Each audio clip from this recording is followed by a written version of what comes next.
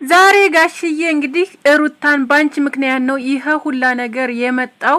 እንግዲህ የልጅም ጭንቀት አይምሮ የተነካው ባንቺ ምክንያት ነው። አንደኛ ነገር አንቺ ነፍሰ ጡር ነሽ፣ ቤት ጥለሽ በመውጣት እንደገና ደግሞ ያልሆነ ሰው ይዘሽ በመምጣት ነው ብሏል ማለት ነው።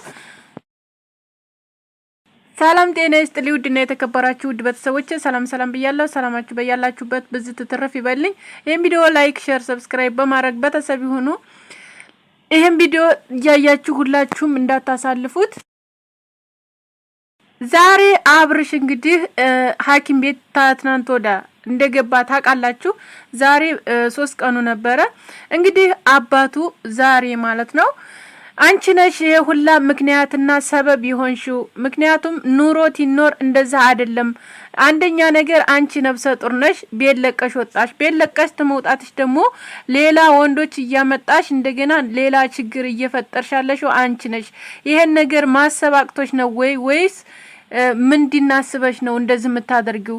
አሁን ላይ ልጁ እንደዚህ ትሆን ደስ አለሽ ወይ በማለት ተናግረዋል ማለት ነው። እዚህ ጋር ደግሞ ያጓደኛው ማለት ነው እሱም ተመቶ ነበረ ማለት ነው። ስለዚህ ይሄ ሁላ ባንቺ ምክንያት ነውና ስለዚህ ይሄን ነገርሽን አሁንም ቢሆን ማስተካከል አለብሽ። ይሄን ነገር ማታስተካከል ይኮንሽ ግን በጣም ከባድ የሆነ ነገር ይፈጠራል ብለዋል ማለት ነው። እንግዲህ የመታውንም ልጅ አንተ ምን ብለህ ነው የመታው ብሎ ኤፍሬም ጋር ደግሞ ትንንቅ ተያይዘው ነበረ ሐኪም ቤት ውስጥ አይታችሁ ከሆነ ሁላችሁም ወንድሜን ምን ብለህ ነው ልመታ የቻልከው? እቤት ድረስ በመምጣት ምን አድርገህ ነው የመታው ብሎት ምንም ነገር አላደረኩትም በጊዜው ገፍቸው ነበር ግን እንደገፋሁት ወደቀ። በዛን ሰዓት ግን ማዋራትም ምንም ነገር አልቻለም። እኔም የቻልኩትን ኩላ ለማድረግ ሞክሌ ነበር ግን ሊነሳልን አልቻለም። ምንም ነገር የፈጠርኩትም ወይም ያደረኩት ነገር የለም ብሏል ልጁ። እንዲሁም ዶክተሩ ደግሞ ጭንቀትና ብዙ ነገሮች ውስጡ እንዳሉ ተናግሯል ማለት ነው። ምክንያቱም በጣም የተበሳጨ ነው። በጣም እህል አይበላም። ብዙ ችግሮች አሉ። ስለዚህ ያን ችግር ደግሞ የምታስተካክሊው አንቺ ነሽ ተብላለች ሩታ ማለት ነው። ሩታ በነገራችን ላይ ብዙ ነገሮችን እንደዛ እየለመናት እንደዛ እያደረገላት ብዙ ነገሮችን አድርጎላታል። በእርግጥ እሱ በድሏታል ግን እንደበደላት መጠን ቢሆን እሱ ደግሞ ሁሉን ነገር እያስተካከለ ባለበት ሰዓት እሷ ከቤት ወጣ ያውም ነፍሰ ጡር ሆና ሌላውን እንዲዛ መምጣት አግባብ አይደለም። በተሰብ በነገራችን ላይ በዛ አጋጣሚ ማለት ለሁሉም ሚዛናው ያድርጋችሁ ነው መፍረድም ያለባችሁ መናገርም ያለባችሁ። እኔ እዚህ ጋር ሩታ ጥሩ ናት አብርሽ መጥፎ ነው ብዬ አላወራም። ስለዚህ ሁሉም የራሳቸው የሆነ እንትን አላቸው ማለት ነው። ሁሉም የራሳቸው የሆነ አካሃድ አላቸው። በመጀመሪያ በርግጥ አጥፍቷል እሱ ብዙ ነገሮችን አጥፍቷል። ምክንያቱም እንደ ሴት ሆናችሁ መረዳት ትችላላችሁ። ከዛ በኋላ ግን እንደዛ ይቅርታ ያላት ራሱ እንደዛ አድርገው እንዲሁም ኤፍሬም የተለያዩ ጓደኞቹ ምናምን ሆነው ራሱ እንደዛ አድርገው ደግሰው አሳምረው ይቅርታ እንድታረግለት እሱ ስንት ጊዜ በመሄድ ያለችበት ቦታ አንድ ሰው መቼም ይቅርታ ተተባለ ይቅርታ ለምንድን ነው ሰው ጭንቅላትና አይምሮ ያለው ሰው ይቅርታ ተተባለ ይቅርታውን መቀበል አለበት። ምንም ቢሆን ምንም ተይቅርታ የሚበልጥ ነገር የለም አይደል? ስለዚህ ያን ነገር ግን አላምን በማለት እንደውም ዶክመንት አለኝ ምናምን በማለት ቤት ውስጥ የምትይዘውን ወንድ ይዛ መጣ ባሏን ማስከፍተር ማስጣል ምናምን ነገር ይሄ ነገር እውነት እኔ በጣም አይዋጥልኝም። እኔ ፈለጋችሁት ማለት ትችላላችሁ ቤተሰብ። እንደዚህ አይነት ነገሮች በጣም ከባድ ናቸው ትዳር ላይ በተለይ እሷ ደግሞ ያለችበት ላይ ታውቃላችሁ። አሁን ላይ ነፍሰ ጡር ናት። እንደ ልብ እንኳን ማለት ሁሉን ነገር ማግኘት የምችለው ተባሏ ነው እንጂ ከሌላ ከማንኛውም ሰው አይደለም። የምትፈልገው ነገር አሁን እንደገና ደግሞ ሕክምና ያስፈልጋታል። የተለያዩ ነገሮች ያስፈልጓታል። ቤት ውስጥ የተለያዩ ብዙ ነገር ያስፈልጋል። መቼም ነፍሰ ጡር ሆኖ ማለት ነው በጣም ብዙ ነገር ነው የሚያስፈልገው እና ስለዚህ በዛ ሰዓት ደግሞ ባሏ ነው እንጂ ስሯ መኖር ያለበት ሌላ አላባሌ ሰው አይደለም መኖር ያለበት አይደል? ስለዚህ እንደዛ ያን ነገር ማስተካከል ትችል እሷ ራሷ እንደገና እንቡዘራ ብላ ሌላው እንዳምጥታ እንደገና እሱ ማስደብደብ እሱን እንደዚህ ማድረግ አሁን እንደገና ማልቀስ ምናምን ነገር ይሄ ነገር አይመታውም። እውነት ለመናገር ማለት ነው እውነቱን መፍረድ ካለብን ማለት ነው። እና ስለዚህ አሁንም ቢሆን ሩታ ማስተካከል ያለብሽን ነገር ሙሉ ለሙሉ አስተካክለሽ ወደ ትዳርስ ብትመለሽ ጥሩ ነው ማለት ነው። ምክንያቱም ያልሆነ ነገሮች ውስጥ ገብተሽ እንዲሁም ሰውንም ያልሆነ ነገር ባታደርጊ ጥሩ ነው ብዬ ነው ማስበው ማለት ነው። ምክንያቱም ተትዳርሽ ምንም ነገር ምንም ሆንሽ ምንም ትዳርን ፈንቅሎ ወጥቶ ማንኛውም ሰው ሊያስተካክልሽ ወይም ማንኛውም ሰው ሊይዝሽ አይችልም አሁን ላይ ማለት ነው። አሁን አለሽበት ላይ ምክንያቱም ወደፊት ራሱ የሚጠብቅሽ ነገር ከባድ ነገር ነው። ምክንያቱም ነፍሰ ጡር ይሆናችሁ እናት ይሆናችሁ ታውቁታላችሁ ይሄን ነገር መቼም ብዬ አስባለሁኝ። እና ስለዚህ እናትነት ቀልድ አይደለም፣ እርግዝናም ቀልድ አይደለም። ብዙ ነገሮችን ያስፈልጋል።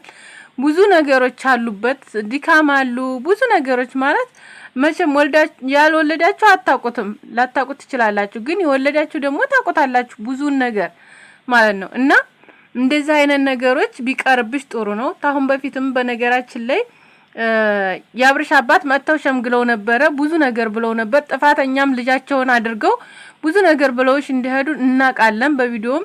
እንደውም ብዙ ሰዎች ያለላ አስተያየት እየሰጣችኋቸው ነበረ ማለት ነው ለአባታቸው ማለት ነውና ይሄ ነገር አግባብ አይደለም። በነገራችን ላይ ማለት ሁሉም ላይ አመዛዝናችሁ መፍረድ ነው እንጂ ያለባችሁ ዝም ብላችሁ አንድ ሰው ላይ መፍረድ በጣም ከባድ ነውና ስለዚህ በጥፋቱ አምኖ ይቅርታ ጠይቆ አንድ ሰው እግሬ ወድቆ በተለይ እምቢ ማለት እንጃ ሌላ ነገር እንደውም ሌላ ችግር መፍጠር አለብን ብዬ አላስብም። ያ እንደዛ ማረግ እንትን የሚፈልግ ሰው ሌላ ችግር ያለበት ያኔ በቃ የራሱ የሆነ በቃ የለመደው ነገር ያለበት ሰው ነው እንደዚህ ነገር የሚያደርግ ማለት ነውና ይሄን ትላችሁ ደግሞ ሌላ ነገር እንትን ብላ ነው እንዳትሉ እና በተሰብ እውነት ነው። በነገራችን ላይ እንደዚህ አይነት ነገሮች ምክንያቱም ታይምሮ በላይ የሚሆኑ ነገሮች ናቸው። ምክንያቱም ሚስቱ ናት፣ አርግዛለች፣ ተታወጣለች። እዛ ጋር ብዙ ነገር ያስፈልጋታል። ብዙ ነገር እንደሚያስፈልጋት ሁላ እሱ ያስፈልጋታል አይደል? ስለዚህ በዛም ማሰብ አለበት። ብዙ ነገር ያስባል፣ ብዙ ነገር ሊል ይችላል፣ ብዙ ነገር። ስለዚህ ያን ነገር ደግሞ እሷ ልትረዳው አልቻለችም በጊዜው ማለት ነው። እና አሁን ወርቆ ዝጋ ታሞ ባለበት ሰዓት ግን እያለቀሰ ትገኛለች ማለት ነው። እንደዚህ ማለት እንደዚህ ታሞ አልቅሰሽ ሌላም ችግር እኮ ሊመጣ ይችላል ማለት ወርቆ ላይነሳ የሚቀርበት እንትን ይኖራል ማለት ጌታ ያድርገውና ማለት ነው። እና ይሄን ነገር ማሰብ አለብሽ ወደፊት ሩታ። ይሄ ነገር በጣም ከባድ ነው፣ እውነት ነው። ባንቺ ምክንያት ነው ሁሉም ማለት ነው። እና እንግዲህ እየተመቱም አሉ የእንትንም ያሉ ብዙ ነገሮች የተፈጠሩ ነገሮች አሉ።